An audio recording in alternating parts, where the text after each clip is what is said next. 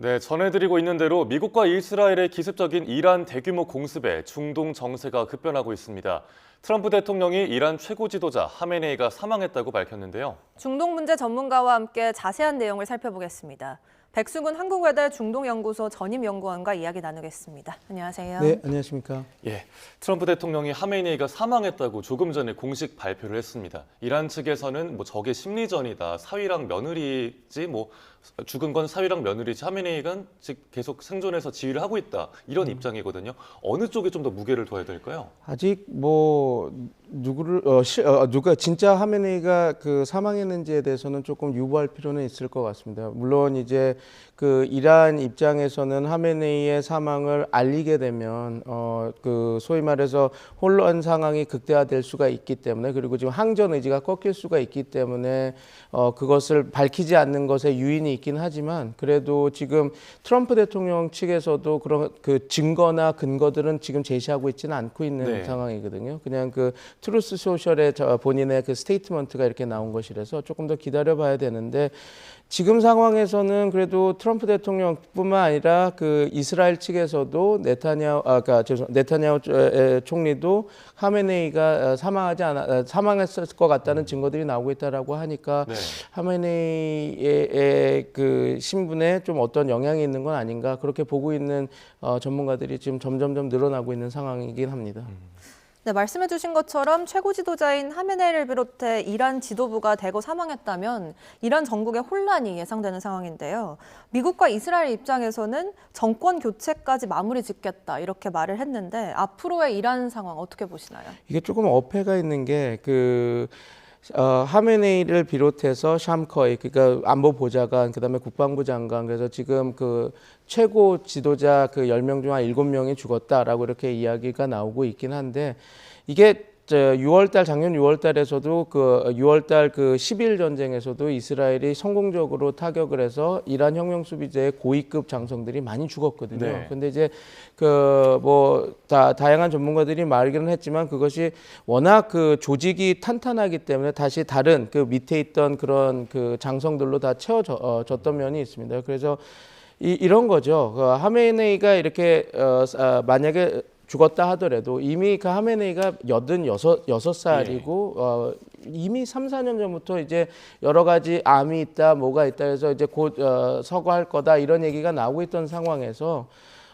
지금 그냥 하메네이가 없어진다고 해서 소위 말해서 정권 교체가 곧바로 이어지는 건 아니거든요. 소위 말해서 지금 신정 민주주의 체제라고 하는 이란의 체제가 물론 문제점이 많은 체제이긴 하지만, 이게 국권이 잘 지켜져 있고 그다음에 그거에 대한 시스템이 잘 갖춰져 있기 때문에 그냥 위에 리더십 7명이 사라진다고 해서 이게 곧바로 정권 교체, 그다음에 이런 소위 말해서 새로운 신정 민주주의 체제 말고 다른 체제가 만들어지는 것은 아니기 때문에 우리가 좀 그런 부분에서는 좀 지켜봐야 될 것 같습니다. 그리고 우리가 안티테제만으로도 정권 교체가 일어나지는 않거든요. 그러면 소위 말해서 체제 교체를 위한 리더십도 필요한데, 아직 어떤 리더십, 소위 말해서 지금 체제에서 전혀 다른 체제를 이끌어갈 리더십이 보이지 않기 때문에 정권 교체라고 하는 것은 조금 정권의 유고 사태는 있을 수 있지만 탑 리더십에, 그렇지만 이거의 정권 교체가 될 거다라고 하는 것은 좀 지켜봐야 되는 상황입니다. 워낙 오랫동안 국권이 지켜졌던 체제이기 때문에 단순간에 정권 교체가 일어나기에는 쉽지는 않을 거란 분석이신데, 트럼프 대통령이 이란 국민들을 향해서 거리로 나가서 좀 장악을 해라, 이런 식으로 선동을 하고 있잖아요.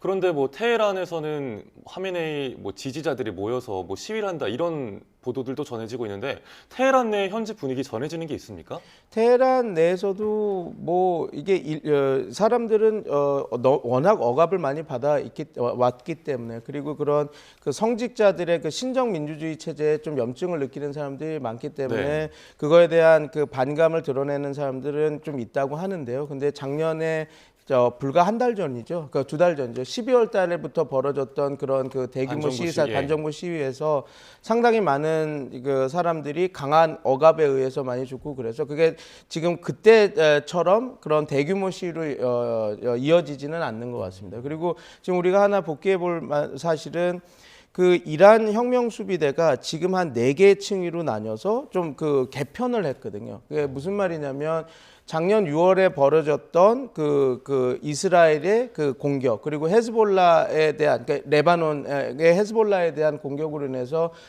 지도부가 이렇게 와해되니까 그 영향력도 많이 약화된 그것을 목도를 한 다음에, 그럼 우리가 이란은 31개의 주가 있는데 31개 주에 혁명 수비대와 바시지라고 민병대 그룹들을 이제 그런 하나의 체인 오브 커맨드, 그냥 상명하복의 체제로 이렇게 하는 것이 아니라, 왜냐하면 지도부가 없어지면 그게 혼란이 되니까 이렇게 네 개의 층위로 나눠서 그런 조직 개편을 했다고 그러거든요. 그리고 작년에 벌어졌던 그 억압도 보면 무슨 엄청난 화력 무기로 그 사람들을 억압한 것이 아니라 그런 소총이나 그런 소위 말해서 개인 화기로 소위 말해서 많은 그 혁명 수비대 애들이 자기네들의 개인 화기로 억압을 했기 때문에 이게 지금 그 국민들이 그냥 풀뿌리에서 갑자기 이렇게 소요 사태가 막 일어나고 시위 사태가 확전되고 되는 것은 조금 뭐라 그럴까요?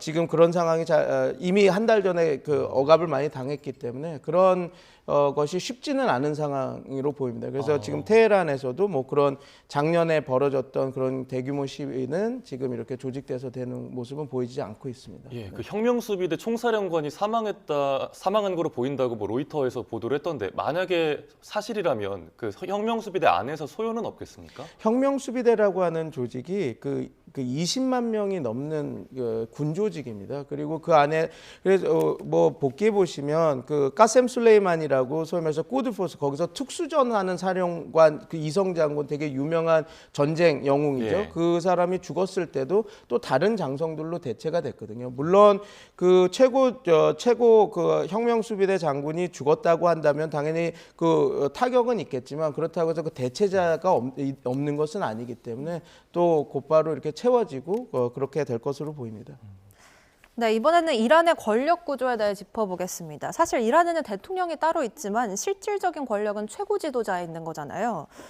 왜 대통령보다 최고 지도자가 더 강한지, 하메네이가 어떤 입지, 어떤 지위를 갖는 건지 설명 부탁드립니다. 이게 신정 민주주의 체제입니다. 그래서 벨리앗 파기라고 하는 것은 우리가 뭐 플라톤의 철인 정치가 있지 않습니까? 그러니까 네. 철학자가 통치하는 정치. 그래서 중우, 그러니까 어리석은 다수가 뽑는 리더가 되는 것이 아니라 어떤 그런 그 식견이 있는 그런 이슬람 법학자가 관리하는 통치 민주주의거든요. 그래서 소위 말해서 성직자라고 하는 그 그룹들이 통치를 하는, 그래서 민주주의와 선거나 대통령 선거는 있지만 이 선거가 자기가 이런 그 대통령 선거나 국회의원 선거를 나갈 때 우리는 어떤 일정 스펙을 갖춘 사람이 그 공탁금만 내면 다 그 후보로 나가실 수 있는데, 이란에서는 소위 말해서 성직자들이 자기네들이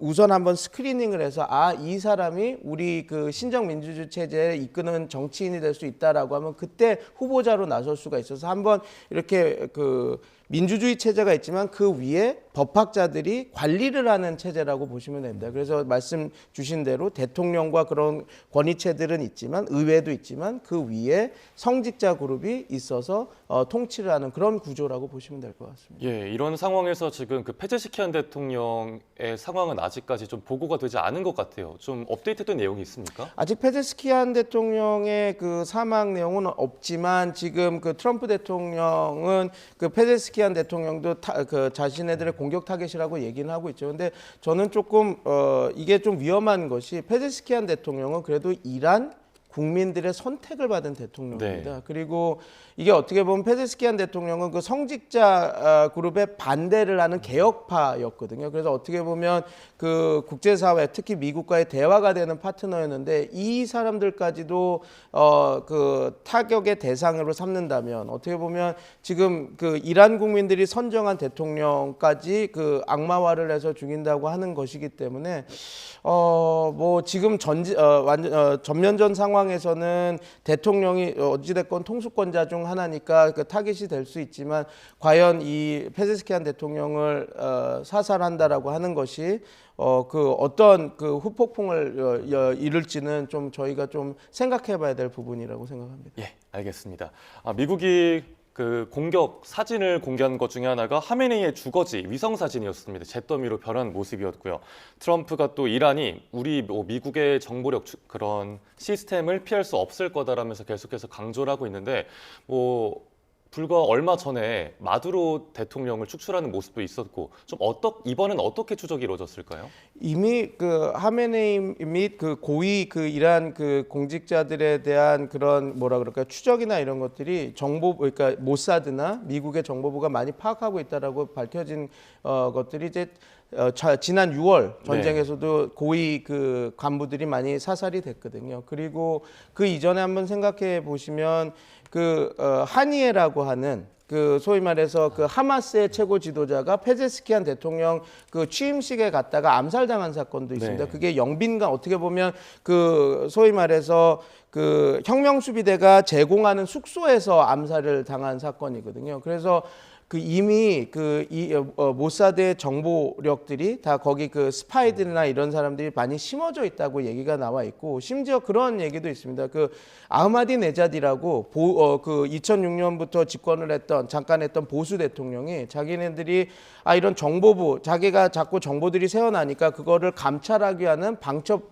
부대를 만들었는데 결국 나중에 보니까 그 방첩 부대 수장이 이스라엘의 스파이였더라. 그리고 거기 안에 이스라엘 스파이들이 많았더라고 하는 그런 메모와 그러니까 그런 회고록을 쓴 적이 있거든요. 그래서 이스라엘의 그 정보부 그다음에 미국의 정보가 그렇게 침투가 돼 있어서 그들의 그 거주지나 아니면 안식처나 이런 것들이 다 그 소위 말해서 수집되고 있다.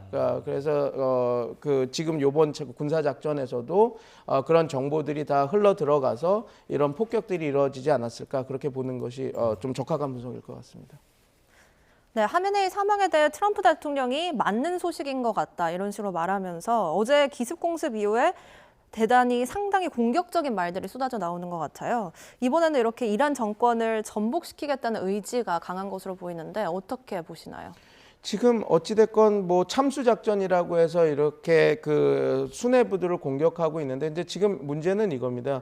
아까 말씀드린 것처럼 수뇌부들만 다 사살한다고 이란 체제가 그냥 무너지는 것은 아니거든요. 그렇기 때문에 트럼프 대통령도 계속해서 이란 국민들한테 일어나라. 이게 너네들한테 마지막 기회다라고 지금 우리가 도와줄 테니 일어나서 너네들의 선택을 해라 이렇게 이야기를 하고 있는데요. 만약에 이란 국민들이 일어나서 소위 말해서 그 소요 사태를 극대화시켜서 국가 전복에 나서지 않는다면 지금 공중 폭격만으로는 정권 교체가 일어날 수가 없거든요. 근데 지금 미국 입장에서는 또 그리고 이스라엘 입장에서는 지상군 파견은 절대 안 하겠다라고 얘기하고 있는 상황입니다. 그러면 그 최고 지도자들 그리고 고위 공직자들이 사살이 되겠지만 그것만 갖고 어떤 정권 교체가 일어나는 것은 아니기 때문에 지금 이란 국민들이 어떻게 반응하고 일어날지 또 그런 것들을 좀 봐야지 지금 말씀하신 트럼프 대통령이 그 주장하는 국가 전복, 체제 전복 이런 것들이 일어날 것으로 보입니다. 예. 이번에 미국이 이란을 공습하기 앞서서 그 인근에 배치한 화력이 이라크 전쟁 이후로 최대 규모라는 평가가 나오고 그리고 트럼프 대통령이 장기전으로 갈 수도 있고 아니면 2, 3일 뒤에 공격을 그만둘 수도 있다. 이렇게 사실 굉장히 엇갈리는 말이잖아요. 어느 쪽에 좀 더 무게를 두세요? 이제 이 전쟁이 시작하기 전에 미국 국방부에서 그런 얘기가 나왔죠. 이 전쟁은 우리는 지금 4, 5일 정도 유치할 수밖에 없다라고 했더니 트럼프 대통령이 그건 내가 결정한다 하고 한번 이렇게 령을 세웠었잖아요. 국방부 내에서도. 네. 그래서 어떻게 보면 지금 앵커님 말씀하신 대로 2003년 이라크 전쟁 이후에서는 최대 규모입니다. 그 핵항모가 2개 가 있고 엄청나게 많은 F-22나 F-35, 그다음에 F-15, 16 다 지금 그리고 폭격기들, 전폭기들 다 우데이드 공항 이렇게 전진 배치가 됐죠. 근데 많은 군사 전문가들이 말하듯이 이게 해군력하고 공군력의 증강입니다. 그러니까 다시 말해서 이게 지상군 파견은 있지 않는 거거든요. 그러면 말씀하신 대로 지금 이게 전쟁이 늘어진다 하더라도 폭격이 계속되는 거거든요. 그러면 이제 국가 그 군 전략에서는 이런 거죠. 준 전술에서는 우리가 계속 폭격을 하는데 그 폭격이 뭐냐, 뭘 목적으로 이렇게 하느냐라고 하는데 그냥 그 최고 수뇌부들을 끝까지 다 사살할 때까지 폭격을 하겠다라든지 아니면 이란의 핵시설을 형해화시키겠다라든지 아니면 이란이 갖고 있는 가장 큰 무기인 비대칭 전력, 미사일이나 드론 부대를 다 형해화시키다든지 그런 그 목표가 있어야 되는데 지금 상황에서 뭐 3일, 4일도 더 있을 수 있다라고 하는데 지금 어떤 목표로 지금 하는지는 조금 그 모호하거든요. 이란 국가 전복을 하겠다. 폭격만으로는 전복이 일어나지 않습니다. 그래서 지금 그 지상군을 배치하지 않는 이상 뭐 더 어떤 그런 뚜렷한 그 전술 목표들이 지금 보여지지가 않아서 뭐 전쟁은 계속 할 수가 있고 폭격은 계속 할 수 있겠죠. 그래서 지금 상황에서는 트럼프가 대통령이 원하는 것은 이란 국민들이 들고 일어나서 거의 지상전이나 그런 것들, 그래서 관공서나 이런 것들은 이제 시민 세력들이 이렇게 하고 있을 때 우리는 공중에서 지원을 하면서 그런 혁명 수비대나 이런 그 공권력이 시민 세력을 억압하지 못하게 우리가 잡겠다라고 하는, 그러면 이렇게 계속 유지가 될 수 있는데 만약에 이란에서도 미동이 없고 국민들 사이에서 그러면 계속해서 폭격을 해야 된다라는 것인데 그러면 어디까지 폭격을 할 거며 어떻게 멈출 거며 그리고 그거의 최종 목적은 뭔가라고 하는 것에 있어서는 아직 명확한 그런 것들이 보이지 않아서 지금 군사작전이 어떻게 더 이어질지는 좀 더 지켜봐야 될 것 같습니다. 예. 네, 사실 미국과 이란의 핵 협상이 진행 중이었고 공습 전날까지만 해도 이란이나 중재국 오만은 핵 협상에 진전이 있다고 밝혔어요. 근데 중동에서는 미국이 또다시 이런 협상을 훼손했다 이런 비판의 목소리도 나오기도 하거든요. 근데 지금 이란 측과 미국이 계속 충돌했었던 거는 단 하나입니다. 그러니까 농축 우라늄 프로그램을 허용하느냐 안 하냐였었는데 그 미국은 절대, 그러니까 제로 인리치먼트, 그러니까 부시 행정부에서부터 얘기했던 농축 우라늄 프로그램은 가질 수 없다라고 이렇게 얘기하는 거고, 이란은 이것은 우리의 고유의 그 권한이니까 우리가 그걸 유지하겠다라는 거였거든요. 그게 계속 충돌해서 그게 이제 안 나왔고, 지금 말씀하신 대로 협상이 될 거다라고 했던 거는 이란 측에서 우리가 엄청나게 농축 우라늄을 1몇 %까지 줄일 수 있다. 그리고 지금 오바마 행정부 때 했던 게 선셋, 그 소위 말해서 그 일몰 조항이라고 해서 5년, 10년, 15년 그 단계별로 우리가 점점 이렇게 핵 능력을 저하시키면 나중에는 이제 그 단계별로 이렇게 우리가 하겠다라고 이렇게 딱 했던 건데, 지금 트럼프 대통령은 지금 곧바로 지금 포기해라라고 얘기를 했고, 이란 입장에서도 그런 단계로 끄는 게 아니라 순식간에 우리가 하겠다라고 얘기를 했어서 거기에서 이제 지금 이제 협상이 좀 진전되고 있구나라고 얘기는 했지만, 저는 봤을 때 가장 핵심 키는 농축 우라늄 프로그램을 허용하느냐 안 하느냐에서 계속 충돌했기 때문에 그게 마지막 키로 안 되고 있었기 때문에 지금 이런 상황이 됐고, 2차 그 제네바 협약도 파기가 됐던 게, 그래서 쿠시너나 그 위트코프가 나는 만족하지 않았다라고 얘기했던 거가 그 부분이었거든요. 농축 우라늄 프로그램을 계속 갖겠다라고 했던 그 부분에서 있었기 때문에 어떤 부분에서는 핵 협상이 잘 진행되는 것도 있었지만 아주 그 근본적인 원인은 해결되지 않고 있었다라고 보시는 게 맞을 것 같습니다. 예, 알겠습니다. 참 이렇게 뭐 이란 그리고 중동 주변에서 좀 이런 국제 정세가 급변할 때마다 나오는 단어가 호르무즈 해협이잖아요. 지금 호르무즈 해협 일부가 뭐 봉쇄됐다 이런 이야기가 들리는데 현재 상황 어떻고, 그리고 만약에 전면 봉쇄가 된다면 뭐 세계 경제에 미칠 파장도 궁금하거든요. 지금 뭐 혁명수비대 그 장성인 자바리가 이제 이렇게 얘기를 했죠. 우리가 그 호르무즈를 닫겠다. 그리고 닫겠다라고 얘기했다기보다는 지금 전쟁 상황에서 위협이니까 우리가 군대 그 민간 뭐 상선이 지나가지 못하게 하겠다 이렇게 얘기를 했거든요. 근데 요거는 조금 워딩이 좀 봐야 됩니다. 왜냐하면 과거에 호르무즈 해협을 거의 막게까지 했던 게 이란 이라크 전쟁 때였거든요. 그때는 기뢰를 심어서 아예 그 실제 그 미군 그 함선이 반파될 정도로 타격을 받고 이렇게 됐던 상황이거든요. 근데 지금 기뢰를 설치하겠다 그런 센 워딩은 아니고 우리가 통과하지 못하게 하겠다 얘기를 했고, 지금 그런 메시지를 계속해서 전파로 보내고 있습니다. 그래서 근데 지금 정말 멈췄는지 아니면 막았는지는 얘기는 안 하고 계속 그런 이야기가 나오고 있어서 호르무즈 해협이 조금 통행에 일정의 문제가 생길 것 같다라는 거는 분명히 있지만 지금 뭐 차단 그런 수준은 아니고요. 만약에 이게 차단이 된다면 지금 한 $70 배럴당 $70 되는 그 석유 가격이 블룸버그나 소위 말 이코노미스지 분석에 따르면 $120에서 $130 그래서 2배는 아니고 1.8배 정도 이렇게 올라갈 거라고 보는데 네. 그렇게 되면 당연히 그 석유 자원으로 여러 가지 공장을 돌리고 그 석유 자원으로 납사로 이렇게 여러 가지 그 석유화학 물건을 만드는 그런 산업에서는 타격이 크게 받게 될 수밖에 없겠죠. 예, 알겠습니다. 네, 말씀 여기까지 듣도록 하겠습니다. 지금까지 백승훈 한국외대 중동연구소 전임 연구원과 중동 상황 짚어봤습니다. 말씀 고맙습니다. 고맙습니다. 감사합니다.